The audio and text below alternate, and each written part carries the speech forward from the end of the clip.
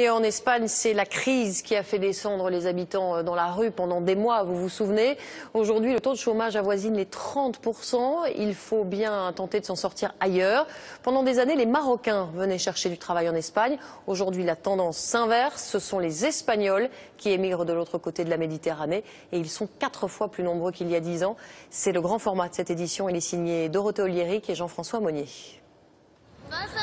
On aperçoit les côtes espagnoles à moins de 15 km de Tanger. La péninsule ibérique était un Eldorado pour les Marocains. Aujourd'hui, ce sont les Espagnols qui font la traversée. Chassés par la crise, ils viennent chercher du travail au Maroc. Ils étaient 3000 en 2003. Ils sont plus de 10 000 désormais à résider officiellement au Maroc. Mais en réalité, ils seraient plusieurs dizaines de milliers à vivre dans le royaume chérifien. Sur les chantiers de construction de Tanger, un peu partout, on voit à l'œuvre des ouvriers, des peintres, des maçons espagnols. Martín Sierra a laissé en Corogne, femme et enfants, il y a 3 mois, une question de survie. Je suis venu pour trouver du travail. En Espagne, la situation est très mauvaise. Il n'y a rien. Vous auriez pensé venir ici? Jamais. Pour des vacances, oui. Mais pas pour du travail. Avant, moi je rêvais d'aller travailler en Espagne. Mais il n'y a plus de boulot là-bas. C'est chacun son tour.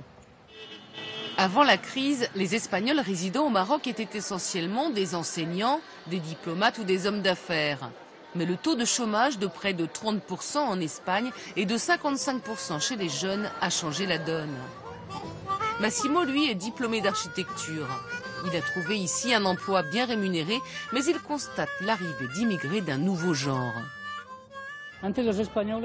Avant, les Espagnols arrivaient ici en terrain conquis. Ils étaient convaincus qu'ils pouvaient s'acheter le Maroc.